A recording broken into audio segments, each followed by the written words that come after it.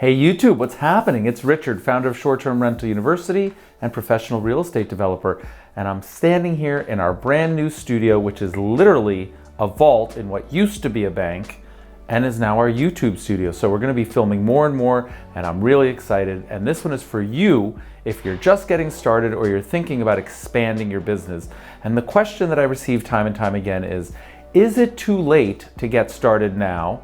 And let's put a little slash there. Or is it too late to expand my short-term rental business? Well, let's get right into it.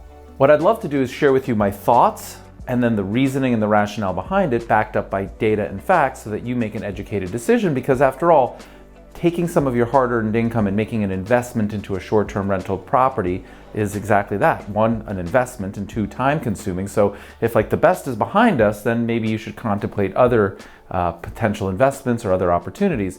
The good news is, I don't think we're anywhere near that. In fact, I think the best is yet to come. Now, that's my personal belief, and that's my optimism, and that's the way I live my life, where everything is going to improve and we can always do better than we're doing today. But I have some data and some facts that I want to share with you that are quite credible, quite legitimate, and hopefully will give you some peace and comfort. So here's what I would say.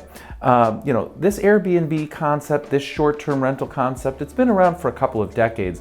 In fact, VRBO, or VRBO today, used to be called vacation rentals by owner. And so the concept of like renting a short-term rental of somebody's vacation home has been around for a long time. But it was really only about 10 to 12 years ago that Airbnb and Brian Chesky and his crew over there sort of reimagined the space and created a better user interface and a better app and a better way to connect more people on their platform and make it ubiquitous. Now, 10 years or 12 years into a totally disruptive technology and a totally disruptive platform is nothing. If you think about the internet 10 years old, or you think about crypto 10 years old, we're really in the very early stages. And so the concept of this remote working, living like a local, nomadic, no like homes, no strings attached, people working, from anywhere in the world and dialing in via Zoom and so on. This has just really been accelerated by COVID, but it's only been here for about a year.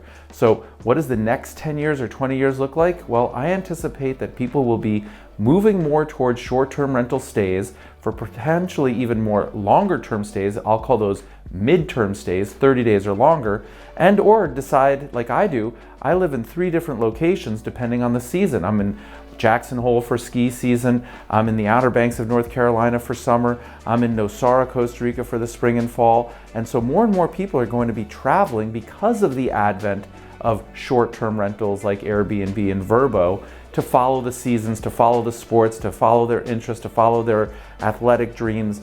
And the workplace is adapting to that, being kind of forced to allow it, otherwise they lose great talent. So from my own, theoretical perspective, I think we're in the very early stages of a new way for people to live, a new way for people to travel, a new way for people to experience locations and maybe just travel the world for 5-10 years, borrowing, if you will, other people's fantastic homes. And so I think it's very early days. But enough about me, let's go right to the data source. Airbnb CEO Brian Chesky says that the company will need millions of more hosts to deal with the post-pandemic travel boom, unlike anything we've ever seen. Now, I've been calling for this same sort of rebound, and the slowdown as a result of COVID, I said would cause massive roaring 20s type like demand, and we're witnessing that right now. Here we are in June of 2021, and if you're not sold out, you're doing something wrong. Your prices are too high, your prices, your feedback, your reviews, there's something that's not, enabling you to take advantage of this. It could just be you're in the wrong location, right? Like dense urban areas aren't really popular right now. They will be at some point, but today it's more rural, vacation, mountain, lake, beach, places where people can go and get away from their reality. And there's still more demand than we possibly see. And so while this post-COVID rebound that we've anticipating is here now, front and center, that's not enough to go make a long-term investment in a short-term rental property. Realize when you buy a property like this, it's a long horizon investment strategy. You need a long runway measured in a mortgage is 30 years. So you can't worry about what the next 30 days or the next 30 minutes What we need to think about is what happens over the course of the next 30 years. So here are some of the facts that I take a look at beyond the immediate term.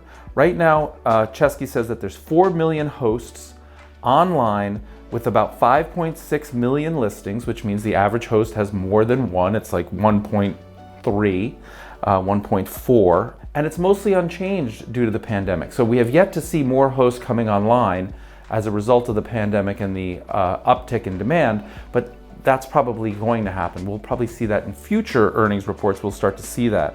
So there we're listening to the person who potentially has the most visibility on long-term demand, long-term trends, long-term opportunities, and he's banging the drums asking for more hosts. So if you're looking to get started, it is not too late, right? It's not as easy as it was 5-10 years ago, but it's certainly not too late. And so I would encourage you to find a location that's connected to your why, that you love as a vacation home, that will do well in a long-term rental situation if the short-term rental doesn't work for you.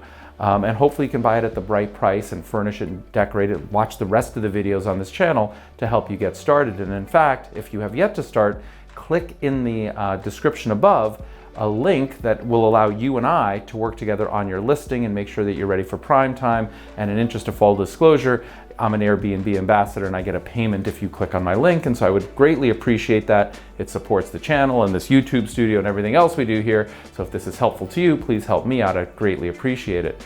And if you're looking to get, more than one, and you want to join the ranks of the people that Brian Chesky was just talking about with 1.4 listings, or many people in our Facebook group that have 2, 5, 10, 20, 50, 100, because it's that good and that attractive, and it's still the most attractive risk-adjusted return in real estate investing, in my humble opinion, then the time to scale and consider doing more sooner rather than later. So please let me know in your comments below. Do you think Brian Chesky is right? Do they need millions of more hosts? Do they need millions of more listings? Are you taking action and adding more of those listings? Like the video and subscribe to the channel, friends. And remember, the best is yet to come. Thank you.